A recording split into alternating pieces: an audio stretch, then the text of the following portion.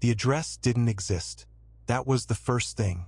The pay was $42 for a single order of fries. The pickup was a fast food place on St. Denis she'd delivered from 100 times.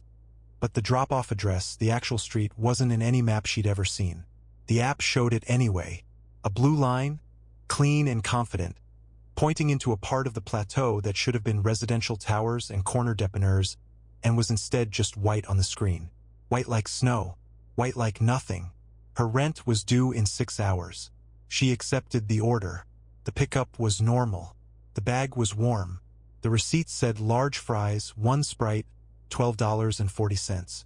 A completely ordinary order for a completely ordinary address that did not exist. She got on her bike, tucked the bag into the insulated box, and rode north into the blizzard. The first sign was the sound. Montreal in a snowstorm still has sound. Snowplows on St. Laurent. Music leaking from basement bars on Rachel. The distant compression of the metro ventilating up through grates. None of that. The streets weren't just quiet. They were absent. Like someone had turned a dial that controlled all sound in a 6-block radius and spun it down to 0. She kept riding. The building appeared at the end of a street she didn't recognize. 12 floors, concrete the color of old ice, balconies stacked in identical rows. The kind of building where every window was the same window. Lobby unlocked. Elevator working. She pressed 9. The ride up took 40 seconds longer than it should have. She counted. Unit 917. She knocked. The man who answered was already eating his fries before she even held out the bag. And his eyes were open and aimed in her direction, and they did not move. Not to the bag. Not to her face. Nowhere. They were just open and pointed and still. She held out the receipt. He took the bag without looking at it. She said, "Have a good night." He chewed. On the way back to the elevator, she passed 3 open doors. Every door had a person in it. Every person was eating. Not talking. Not watching television. Not scrolling a phone. Just standing in the doorway with food in their hands, eyes fixed on her as she walked past, and not a single one of them blinked. She pressed the lobby button and watched the doors close and kept her eyes on the floor number display the whole way down. Lobby. She walked fast to the exit. Outside, she stopped in the snow and looked at her phone. The app had already queued a second order. Same district. $48. She told herself she would decline. She held her thumb over the decline button, and she thought about the rent, and she thought about her account balance, which she already knew, and she accepted the order. She rode 4 blocks north. On the side of a pharmacy above its entrance, a digital clock read 2:17. She noted it, kept riding. The second building was narrower than the first, older, the kind with a buzzed entry system that sometimes worked. It worked. 8th floor this time. Long hallway. The smell was identical to the first building. Cooking oil and carpet and something underneath both of those things that she couldn't name. She found the door and knocked, and the woman who answered was already holding her fries in one hand and a Sprite in the other and looking at her with the same flat, open stare. Same eyes. Same stillness. But this time she recognized the woman. Not by name. By posture. The particular way the shoulders sat. The way the head tilted very slightly left. She had been in the doorway of the first building.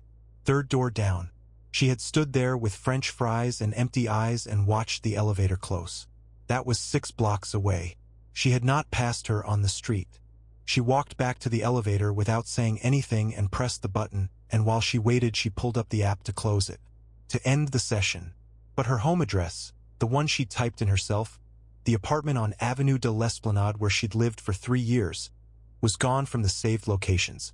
The map only showed the district she was standing in. Outside its borders, the streets were white.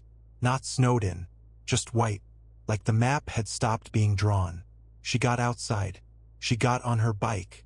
She rode in the direction of home by memory because the map was useless. She knew the streets. She had ridden them for 2 years before she ever opened a delivery app. She went east on Laurier, south on Rivard, west on Rachel, none of it matching the app, all of it matching her memory, and after 20 minutes the sound came back. A snowplow on St. Laurent, music from a bar she recognized, the metro exhaling through a grate on Mont Royal, and the map started rendering again, and her saved address reappeared, and the blue line pointed home. She got home at 3:40 in the morning. She locked her bike. She came upstairs. She unlocked the door and dropped her bag and sat on the floor in her jacket for a while before she took it off. Her partner was still awake. She heard him in the kitchen, heard the kettle, heard his voice coming down the hallway. "You're back. How were the roads?" She stood up. The words hit the air a half-second after his mouth closed. Not an echo, not a delay from a different room. The sentence had come out of his face and then arrived, late, like a signal bounced off something far away. She stood in the hallway and did not move. He came around the corner holding 2 mugs and he was smiling, the specific smile she knew, and he said, "I made tea." And the words came the same way, right shape, right voice, half a beat behind the mouth that made them. She took the mug. She sat down. She did not tell him what she'd seen. She sat with the tea and watched him and waited to feel certain she was home, and the feeling didn't come, and the snow came down outside the window without sound, and on the microwave behind him the clock read 2:17, and in her jacket pocket the app was still open, and the new order at the top of the queue showed her building, her floor, her door, and her name in the delivery field where the customer's name should be. The pay was $56. She looked at the accept button for a long time.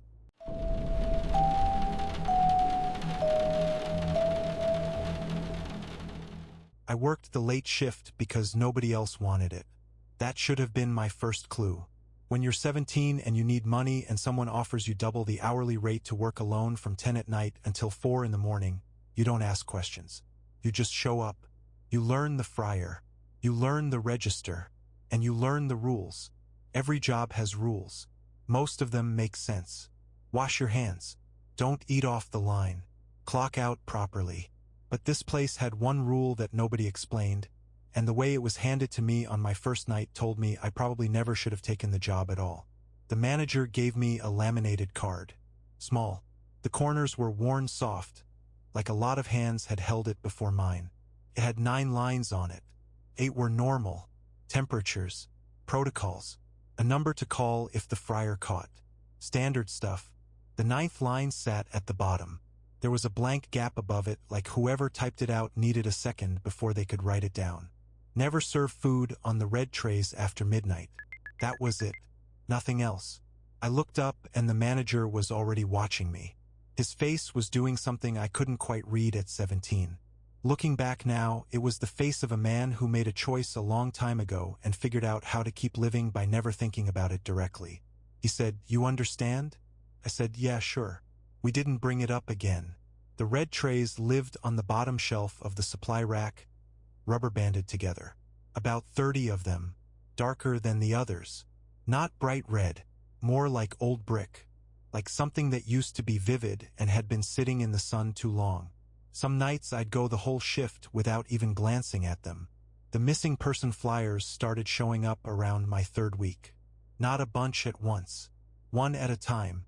First one on the telephone pole at the edge of the parking lot. Then a second behind it. Then a third on the bus stop panel across the road. By the end of my first month, there were 11 on that pole alone. 11 different faces, all with the same line printed beneath the photo. Last seen near the highway. Please contact immediately if spotted. I told myself it was just the area.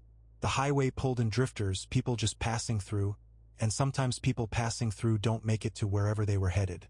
I told myself that was just how things worked out here. I was real good at telling myself stuff. The night everything went wrong was a Wednesday. Wednesdays were always dead, and a dead shift made the dark outside feel like it was pressing up against the glass. I was refilling the napkin dispensers when I heard the door. He came in just past midnight. I didn't hear a car pull up, which I noticed but didn't really sit with. He had work boots on that left faint reddish smears on the tile with every step. I looked at those marks. I knew what they probably were, and then I chose not to know. He didn't say much. Ordered without looking at the menu, which told me he'd been here before. I built the order, wrapped everything, and then without thinking about it, the way you do something you've done 100 times, I reached to the bottom shelf. I set his food on a red tray and slid it across the counter. He looked down at the tray. Then he looked at me. He didn't say thank you. He took the food to a corner booth, sat with his back to the wall and faced the door. I went back to the dispensers and I didn't look his direction again because something about the way he'd looked at that tray made me feel like looking at him was the wrong move. 20 minutes later, I checked the booth. He was gone. The tray was still on the table, and on top of it, folded inside a napkin, was something I could feel the weight of before I even touched it. I opened the napkin. I put it back down.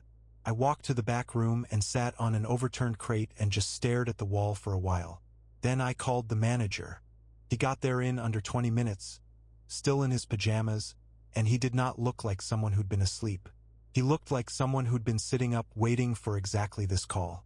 He looked at the napkin on the table, didn't open it, didn't need to. Then he turned to me and his face just fell. That's the only way I can describe it. Like something inside him gave out. Not panic. Something worse than panic. Something that had already given up a long time ago. He said, "Which tray did you use?" I told him. He closed his eyes. Then I heard the first truck. Diesel engine. Low and slow on a road with no traffic. That kind of sound cuts right through the quiet. I went to the window and there it was on the 2-lane, just rolling past the parking lot. Not fast. Not slow. Like it had nowhere to be and knew it. Passed. Came back 10 minutes later. Then I heard a second one. The manager was in the supply room. I could hear him moving stuff around, pulling things off shelves. I went back there and he had slid the lower rack away from the wall. Behind it was a seam in the concrete floor I had never noticed. A rectangle cut right into it. A handle made of old pipe, bolted flush to the ground. I said, "What is that?" He said, "Go home, just go home right now." I said, "What is that?" He pulled the handle and the concrete door swung up on hinges and I looked down into a room below the kitchen. Not big, not tiny. One hanging bulb. Already on. Which meant someone had been down there recently. Which meant someone had a way in that wasn't this door. The walls were bare on 3 sides. The 4th wall was covered in photographs. Dozens of them. Some old enough to be black and white. Some recent, still glossy. And in the corner, stacked from floor to nearly ceiling, were red trays. More than I could count. Each one with something written on the bottom in black marker. Dates. Numbers. I didn't need anyone to explain what the dates meant. I looked at the photographs. I found the one of myself in about 40 seconds. Taken from outside. Through the front window of the restaurant. You could see my face clearly through the glass. I was at the register. Beneath the photo, a strip of tape on the wall, a date written in the same black marker. 10 days from that night. I turned around. The manager was standing at the bottom of the steps. Not looking at me. Looking at the floor. Hands at his sides. Breathing through his nose like a man trying very hard to stay standing. I said, "How long have you known about me?" He said, "I built this place where they told me to." I said, "What does that mean?" He said, "They needed a stop. Somewhere lit up. People pull over for light out here. They always do." Outside I could hear at least 3 engines now. Maybe 4. Moving slow laps around the building. I said, "Why didn't you warn me?" He didn't say anything. And the silence he gave me had the answer inside it. I could feel it sitting there. I just couldn't make myself look at it directly. He had warned me. On a laminated card. My first night. 9 lines. 8 that made sense. 1 at the bottom, below a blank gap. Written by someone who needed a breath before they could put it into words. I looked at my photograph on that wall. Then I looked up at the kitchen door above us. Still open. The yellow light spilling down the concrete steps. Then the kitchen lights went out. And in the dark, from somewhere above us, I heard the front door of the restaurant open slowly, and close, and then footsteps on the tile. More than one set, unhurried, moving toward the supply room. The manager reached up and pulled the concrete door shut above our heads. He didn't lock it. There was no lock on the inside.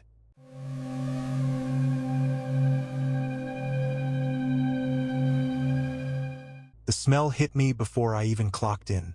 Not the usual fog of old grease and floor bleach that soaked into your clothes after a shift. Something underneath that. Something warmer. Something with a sweetness in it that had no business coming out of a kitchen. I was 19, working evenings at a fried chicken place off the Stratford Road in Birmingham. strip lighting that buzzed like a trapped wasp, a fryer the size of a bathtub that nobody named except the pit. I needed the money. Everyone who worked there needed the money. That is the only reason any of us stayed as long as we did. The accident happened on a Tuesday in October.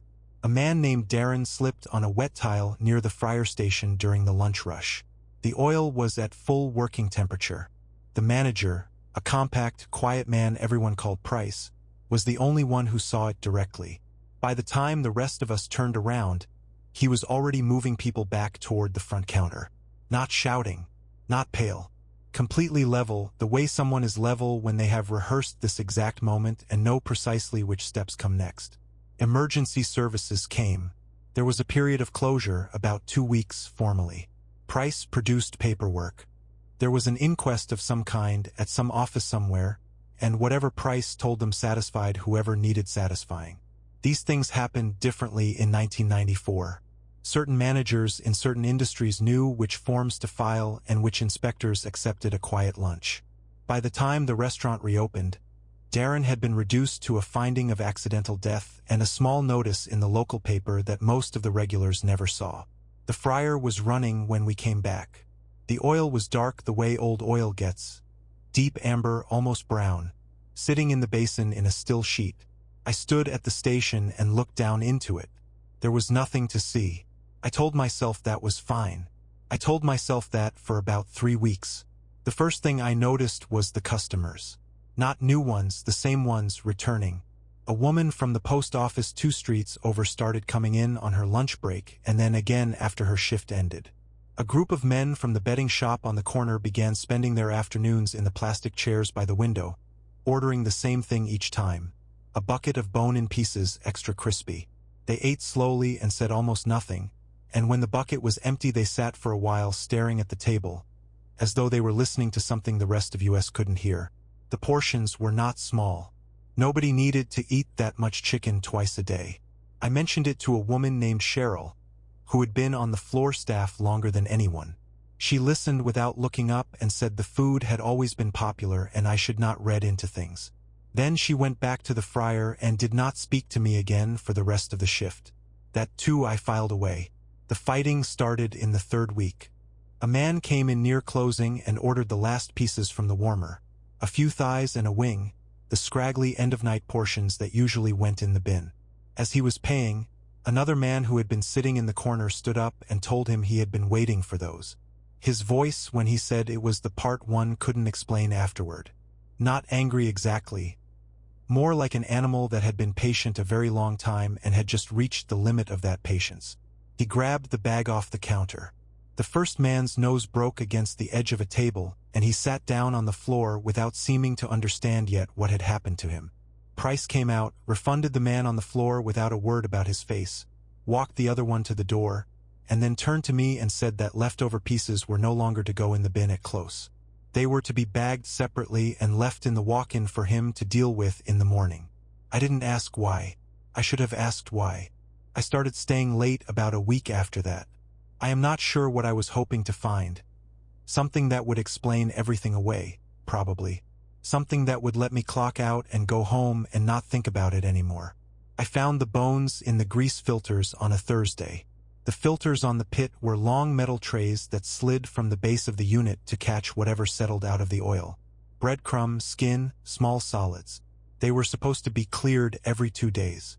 I pulled the tray and found pieces that were not breadcrumb. Small, dense, the particular gray ivory of something structural. I did not touch them. I slid the tray back in. I washed my hands 3 times in the utility sink and went home and lay on my bed with the light on and did not sleep. I tried to do this properly. That is important to me now, remembering it. I was not reckless. I rang the council's environmental health line and was told to leave my name and number. I rang back twice and spoke to 2 different people and was told both times that without an official complaint lodged in writing, with a name attached, a residential visit was not routine. I wrote a letter and did not send it because I was 19 and living at home, and I had read, somewhere, that arson investigators go through the employment records first. I told myself I would find another way. There was a man who slept in the doorway of the hardware shop next door. He had been there most of the autumn, and I had given him chips on slow nights when Price wasn't watching. One evening he stopped me as I was unlocking my bike and said, without any preamble, that I should not eat the food. I told him I didn't eat at work. He nodded as though that was exactly the right answer. Then he told me that Price had worked at a site in Coventry before this one, and before that in Walsall, and that the friar had traveled with him. That it had been running in one building or another for over a decade. I asked him how he knew. He said that people who sleep outdoors and have nothing to do all day learn to watch back doors and delivery vans and the faces of the people who carry things in and out of buildings at times when nobody else is looking. I burned the restaurant down in January, a Saturday night, after I had confirmed the building was empty and waited another full hour. I had tried everything available to a 19-year-old with no money and no credibility, and I want that to be clear, because I have lived with what I did for a long time and I needed understood that I did not go directly to Petrol. I went to Petrol because Petrol was the last door left, and I still believe, that what was in that kitchen was not going to be removed by any official process that Price had already had years to learn to navigate. The fire started in the fryer station and moved fast. The oil caught and the kitchen became a single bright room of yellow light, and I stood across the road and watched it until the sirens got close, then walked home. I told myself it was over. For months later I was on a bus in Wolverhampton. I was looking out the window at a unit being fitted out on a retail strip, the shutters half up, a van outside, 2 men in work clothes rolling equipment on a sack trolley. Most of the machine was standard. The basin, the legs, the housing.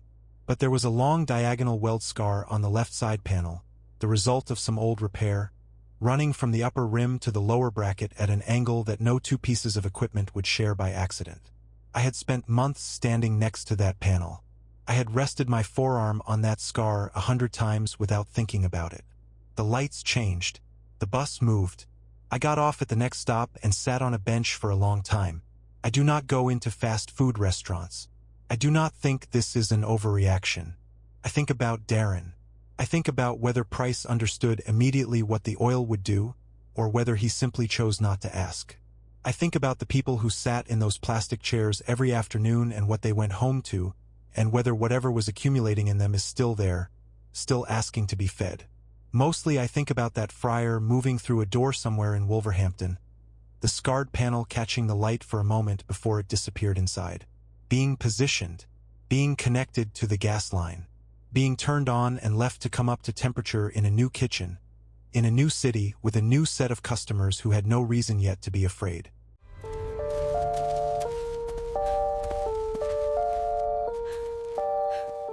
I worked in food science for 11 years before the night I stopped sleeping properly. I want to be clear about something before I tell you this. I was not the kind of person who believed in conspiracies. I was the kind of person who corrected people at dinner parties for confusing correlation with causation. I believed in peer-reviewed data and reproducible results. I believed that large institutions, for all their failures, operated within limits. I was wrong about that last part. In early 2002, I accepted a senior research position with a major fast food corporation. The salary was exceptional. The facility was in Seoul, and the role was described to me as flavor optimization, improving the palatability of children's meal components using additive science. I had done similar work for a beverage company before. Felt familiar, safe, boring even. The main offices were exactly what you would expect. Bright lighting, motivational signage, uniformed staff who smiled in the practiced way of people trained to smile. I was given a badge, a locker, and a supervisor named Jean who showed me around the above-ground kitchen floors for my first 3 days. Everything above ground was normal. I want to emphasize that because it matters. Nothing about those first days suggested what was underneath them. My access expanded in the 4th week. I was told there was a secondary research division below the main facility, lower floors where longer-term projects were developed. Jean used the phrase longitudinal consumer response studies, which meant nothing alarming to me at the time. I signed a secondary non-disclosure agreement. I remember thinking the legal language was unusually specific about neurological data, but I assumed it was boilerplate. I signed. The lower floors smelled different. Not bad exactly, but sterile in a way that felt wrong for a food research environment. Above ground you could smell things, Oil, processed bread, synthetic strawberry. Below, nothing. Just filtered air and a low mechanical hum. I felt more in my chest than heard with my ears. My work assignment changed when I got below. I was no longer optimizing flavor. I was studying absorption rates. Specifically, I was given compound data and asked to assess how efficiently certain microscopic biological agents could survive the digestive process in subjects under 12 years of age. The documentation used the word subjects. I told myself that was just clinical language. The data I was handed was already months deep. Someone had been running this before I arrived. The biological agents were described as inert markers designed to study brain-gut connectivity. Nothing to worry about, Jean told me, just observational science. But the absorption curves in the data were not passive. They were reactive. These organisms were not just surviving digestion. They were clustering, near neural tissue. In children, I did not say anything that first week. I told myself I had misread the methodology. I went back to my apartment, ate alone, and stared at a wall for a long time without understanding why. The second thing that happened was the toy recordings. One of the junior technicians, a young woman who had worked below ground for 7 months, pulled me aside near the equipment storage. She said nothing directly. She handed me a small recorder and walked away. I listened to it that night in my apartment bathroom with the shower running. The audio was from inside one of the promotional meal toys, small plastic figures distributed in children's meal boxes. Buried in the base of each toy was a component I had assumed was a standard sound chip. The recording she had pulled from its circuit was not a jingle. It was a frequency sequence. Rhythmic, low, precise. She had run it through a tone analyzer. The frequencies mapped onto known neural suppression ranges. Someone had put something into the toys that should not have been in the toys. I went back below the next morning and asked Jean if I could review the subject response logs from the previous 6 months. He said yes without hesitation, which told me he did not think I had understood what I was looking at. I had children who had consumed the test meals, distributed through selected regional locations over 18 months under a promotional campaign, had shown a measurable decrease in what the logs called negative emotional output, fear responses, sadness markers, elevated cortisol events, all reduced significantly. The parents in the observational data had mostly reported this as a positive development. Calmer children, easier meal times. One mother wrote that her daughter had stopped waking up crying. She had been a child who feared thunderstorms, apparently. She had a name the logs used only once. A small girl, 6 years old, who had apparently eaten from the promotional campaign 4 times across 2 months. By the third observational entry, her mother described her as settled. By the fourth, the word used was different. I sat with that entry for a long time, not because it was the worst thing in those logs, because it was the most human thing. A mother's handwriting shifting from relief to something she did not yet have a word for. Then I found the room at the end of the east corridor. It required a secondary badge scan. I used Jin's access card while he was in a meeting. I am not proud of that, but I am not ashamed of it either. The room contained 8 reclining chairs, the kind you see in medical facilities. 5 were occupied.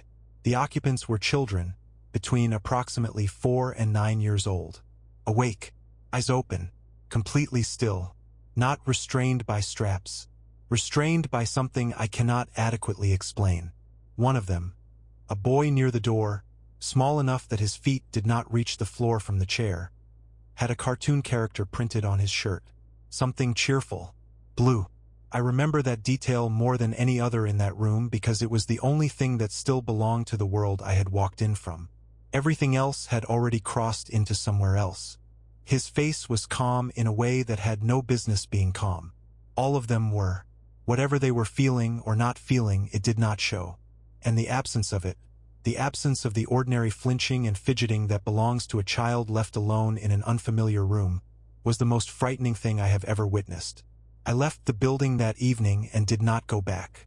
What I did instead was compile everything I had access to, the absorption data, the frequency recordings, the subject logs, the room photographs I took on a small camera I had carried in for exactly that reason, because some part of me had already known at some level for weeks. I uploaded it to 3 separate forums and sent compressed files to 2 journalists whose work I trusted. The response was not what I expected. Some people engaged briefly. A few posts, a few expressions of skepticism, the usual noise of early internet forums in that era. But within 72 hours, the conversation had simply stopped. Not removed, not deleted, just stopped. The journalists did not respond. The forum threads drifted down under newer posts. I contacted a colleague from my previous position, someone I considered careful and rational. He listened to everything. He was quiet for a long time. Then he said gently that he thought I might be under significant stress and suggested I take some time away. What I have thought about since, more than the room, more than the recordings, is a number I found buried in the distribution data before I left. The promotional campaign I had observed was described as a regional pilot, a test population. The document that contained that phrase also contained a column tracking parallel distribution, and when I added those figures together, the total across existing markets reached into the hundreds of millions. Not the pilot, the existing markets, the ones that had been running for years before I arrived. I do not know how to end this account in a way that feels adequate. There is no resolution. There is no arrest, no recall, no public acknowledgement. There is only a 6-year-old girl whose mother once wrote "different" in a company observation log and did not know what she meant by it yet. There are only children who stopped being afraid of things children should be afraid of, and parents who called that a gift. I have not eaten from a chain restaurant since 2002. I watch my children's faces carefully, not for monsters, just for the ordinary messiness of feeling, the tears, the small rages, the irrational fears, that tells me they are still entirely themselves. I hope yours are too. This is Bleak Fears, where the stories that keep you awake are the ones nobody wanted you to hear. If this reached you, share it with someone who still trusts the ordinary world. Subscribe, stay close, and remember, the most dangerous things are always designed to feel completely safe. Until next time.